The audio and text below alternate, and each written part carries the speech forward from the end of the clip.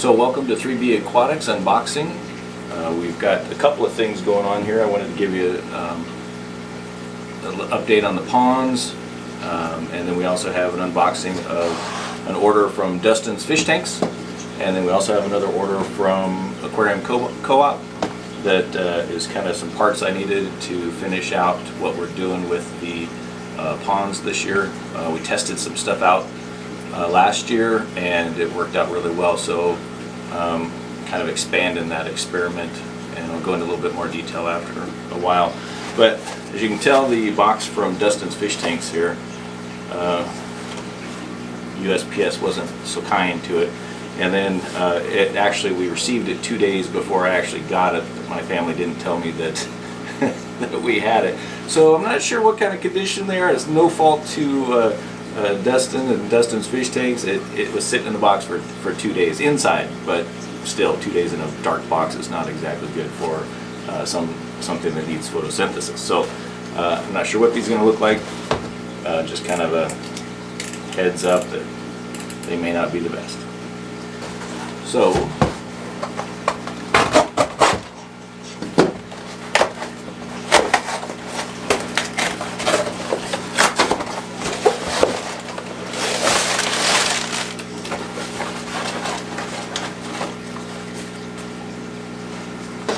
I hope everybody's doing well with all the craziness going on. Dustin's fish tank sticker. And wow, this is new. I had a previous order from Dustin, and this is kind of new. This is kind of a little color catalog. That's cool. Alright, this was just kind of a mini order. I had a Kabamba frittata. And this was I think the purple or the pink variety. It's not the normal stuff. Ludwigia triple red, and then a tricolor lotus nymphea micrantha. And I tried to order that before, and they went out of stock. So I had to get in and get this. That's the reason for this order, really, so I could get a couple of those. And I just filled in with some other stuff that I wanted. But we'll see what kind of condition they're in after being in the box a bit longer than they should have.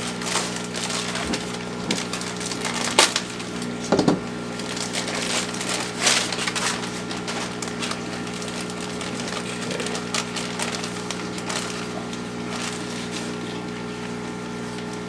It's like a wet paper towel, or not paper towel, but wet newspaper. So this looks like one of the lilies.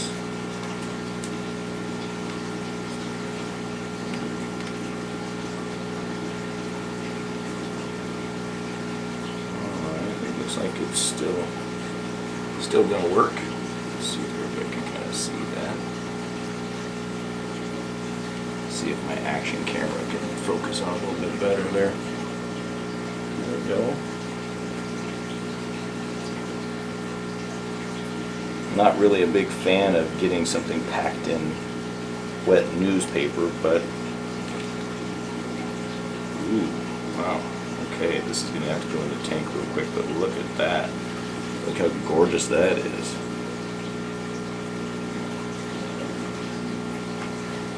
That, I believe, is the Ludwigia triple red. And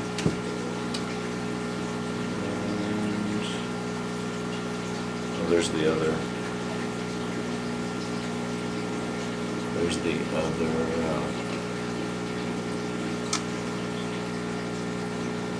tricolor lotus. That's what that is. Can't really see that very well.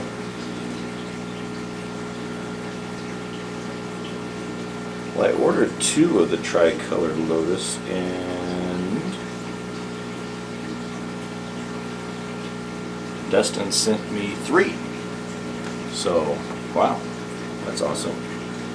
And then here is the Kabamba. Right here. Kind of see the pink and stuff going on. But I think these will be fine. I get them in the water here real quick. I think they're going to be just fine. So not too bad for being in a box for 3 days with no sunlight. But if you think about it, if you have, you know, algae or whatever, you cover up and black out your tank for 2 to 3 days anyway to starve the algae, and the plants seem to handle that okay. So, you know, not much different, except for these don't have a root system really, so they're a little bit more delicate, I guess. So, all right, so I'm gonna go and put these in water real quick, just so they don't dry out, and then we'll be back and I'll do the unboxing of the Aquarium Co Op and kind of give you an update on the ponds. We kind of started warming up here in the Tri-Cities. It was up to high 50s, low 60s, beautiful sunshine and stuff, and I was gearing up, got started on the greenhouse, cleaning it up for spring and thinking I was going to be able to start setting up the ponds, and then it dropped back down. We got snow and 20 degrees at night. It's just kind of crazy weather, along with the other craziness that's going on that shall not be named. Everybody knows what that is. So anyway, so we'll get back on the ponds, and hopefully in the next 2 weeks, you know, the weather will be starting to warm up, so I can get everything set up. Of course, they have to come up to temperature even for my cold hardy fish that I want to put out there, like some mountain minnows or some of those. It still needs to be a little bit warmer than what it is. The nighttime temperature in my greenhouse, I don't want it to get, you know, down below about 65. So we got a little bit of time before it's going to be there. I do have some heaters that I could throw in some of the ponds in my greenhouse and keep the temperature up a little bit so I can start earlier. But it depends on how big a hurry I get into and how impatient I get to set those up and get them breeding out there. I do have some fancy guppies and some inlers that I want to get started, that I've worked on a line in here that I would love to get out there and actually get them really turbocharged in their breeding, because the outdoor ponds are amazing. There's all kinds of other YouTubers that have covered some of their outdoor ponds and stuff, and covered the benefit in the breeding. It's just the natural environment for the fish, and they just go crazy out there. So the only word of warning is to get the fish in early in the fall, because I didn't do that this last year. So I had a early freeze that I wasn't prepared for. I was distracted with something else. I'd gotten about 2/3 of everything out of there, but I left some inlers in my couple of my 60-gallon ponds in my greenhouse even, and they froze. So lost that whole thing. But I had brought some of the other tubs in that had some of the other fish from that same line, so I didn't lose everything, but not recommended. So anyway, so we'll more on that in a minute, but let me get these in water real fast. All right, so we're back. I just put the plants in some water so that they wouldn't dry out while we're doing this video. So this is the order that we got from Aquarium Co Op, and I forget, actually, it's been sitting on the floor for a week. No live plants on this one, just dry goods, but it's been sitting there waiting for me to film this, because I wanted to have the other parts from for the ponds. Let's see.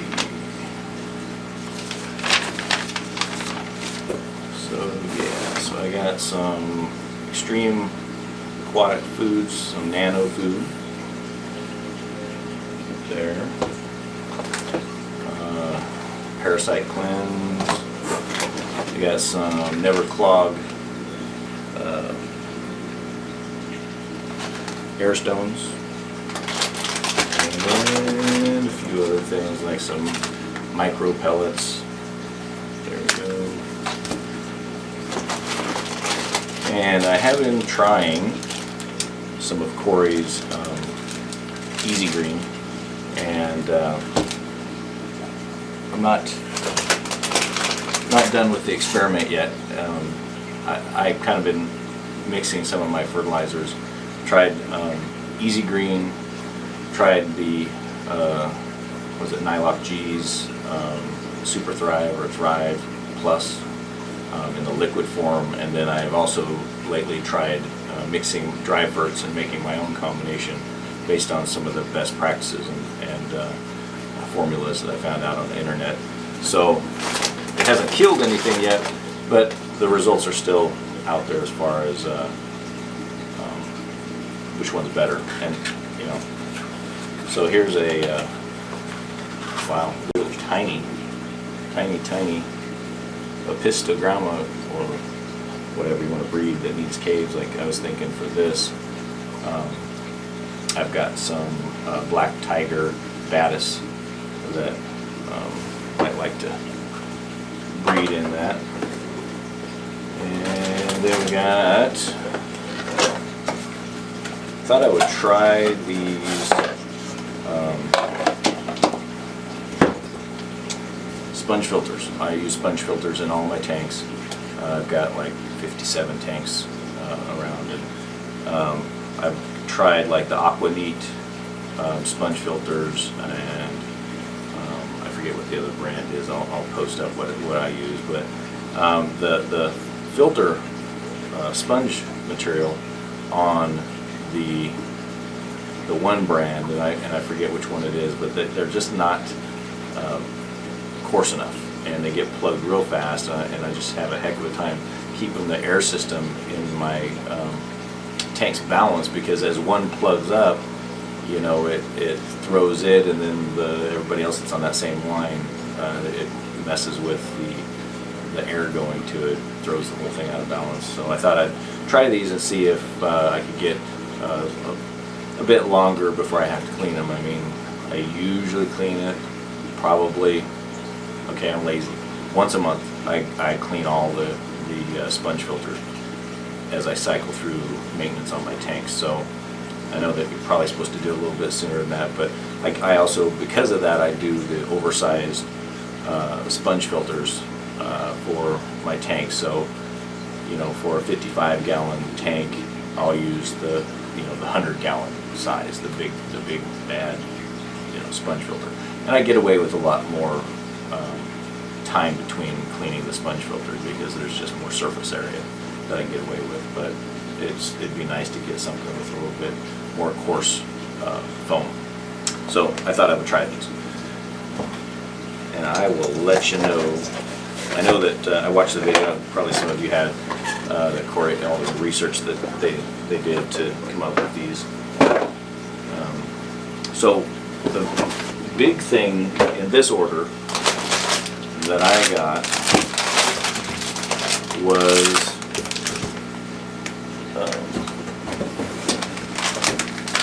these. These are the USB air pumps. They come in like a little mini kit with the power block and a cable, and then the pump with a little clip for hanging it. So really nice. I tried one of these. I didn't order my first batch from Corey. I actually ordered it from I think eBay or something. Somebody that was importing them. It looked like the exact same thing, but that's before I found out that Corey was bringing them in as well. I actually did those 3 years ago, I think, something like that. And part of this pond experiment that I've been doing the last 2 years was using these with a solar panel that I found from Banggood, and I'll leave a link down in the description. But it works perfect. So I have a sponge in my ponds and a sponge filter, and I have one of these for each of my ponds. But then they're 60-gallon. Most of mine are 60-gallon Laguna preformed rectangular ponds, and so I use one of these, a sponge filter, and then the solar panel has two USB 5-volt outputs on the back of it, which I'll show you. I actually have two more here that I just got in from Banggood, and they run absolutely fine. And even with the most dim light, I've had some even in like the shade of a tree, and I just had the solar panel hanging in the tree kind of behind it, so it's not getting direct sunlight. It's only getting kind of dappled sunlight through the shrub, and it was running both just fine. Now granted, at night you know, you're not getting air, but at least during the daytime with the sun and the heat, you're getting a little bit of that filtration and the air. And eventually I might hook up some sort of a battery system, so it's also, besides running the air pumps, it's trickle charging, you know, like a gel cell battery or something. That way it can actually work through the night. Haven't got that sophisticated yet. My ponds are pretty mobile right now. I kind of move them around because I'm also doing some other change-ups out by the greenhouse. But maybe when I get them a little bit more set where I'm going to have them, maybe that will be something I'll mess with. But these things are awesome. They're quiet. I've got one upstairs in my son's room on his shrimp tank, and you can't even hardly hear it. So these are awesome. And so kind of to go with these is the solar panel. So these, again, I got from Banggood, banggood.com. Great source of imported items from China. So when you get one of these, it comes with a cable set, so you can actually charge a battery, because it has a 12-volt output as well on here, and then 2 5-volts. And then it has a car plug, you know, so you can plug it into the cigarette lighter if you want it needed to charge the car battery or whatever. Kind of nice. So here is the solar panel. Now, it's mounted on aluminum, which is nice, and then it's got these rings on it, so you can actually hang it, you know, however you want to hang it, you know. And then on the back side here, you can see it has a 12-volt output, and then it has 2 USB. I'll put this up here and see if you can see it. Yeah, so you can kind of see the outputs there. Maybe. Yeah, there you go. So it makes it really nice and versatile. And again, I just happened across these. I was doing some research for getting some solar panels for my camp trailer, and ran across these. And I'm like, huh, you know, it seems like if you're into fish, you're always thinking about, you know, how you can use different things, you know, maybe not for their intended purpose, but how you can help with your fish addiction. That's really what it is. But these are really high quality. I didn't, you know, I wasn't particularly careful with the one that I was using for the last 2 years. It has a protective film over the top of it, kind of a clear coat, and it hasn't yellowed, hasn't peeled or anything. It's kept it nice and protected. So I forget how much these were a piece. I'm thinking they were like $28 or $25 or something like that. They weren't too bad for what they are. And I think the first one I got some kind of a Chinese holiday or something sale, and I think I got it for like $18. So, you know, if you watch, you can get them on sale. But I'll leave the link below so you can check it out for yourself. So that's really it. So now I got things to expand the solar project to, well, I got two more of the solar panels, so there's 4 more of my ponds that I can wire up this way. Of course, the ponds that are in my greenhouse, I have a central air with a linear air pump into an 1.5 or 2-inch PVC pipe that I have running around there, and I have it tapped with some air valves and from Ken's Fish, those nickel ones that are really nice, the self-tapping ones. So you just drill a pilot hole and screw those in, and you're good to go. So maybe one of these days, you know, maybe when I'm doing the pond update of actually this install, I'll show you kind of that setup. It's really rough. My greenhouse is meant for bonsai and you know, trees and stuff, and the last 2 years I've kind of converted part of it to the fish addiction expansion, we'll call it. So it's nothing finished, and it's more of a work in progress and kind of a shop type thing for the fish. And anyway, So I'll do an update on that as well.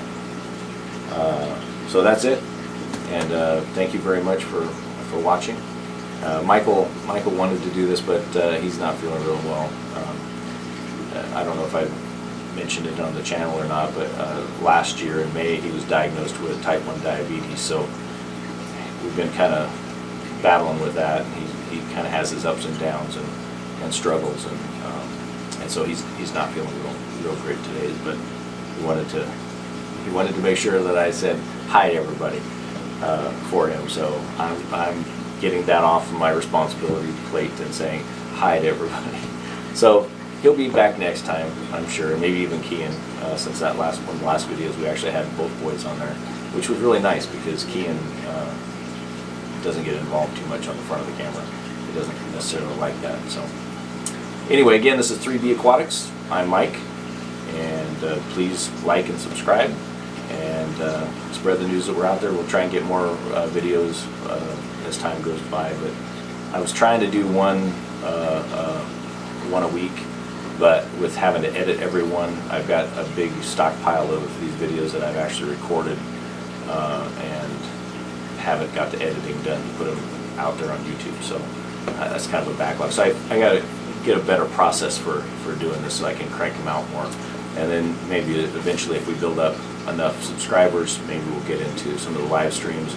It makes me a little nervous with the kids, but you know, it is what it is. And yeah, so hope everything's going well for you. Hope you're staying clear of the craziness that's going on, and hope all's well with you. All right, have a good one. Thanks.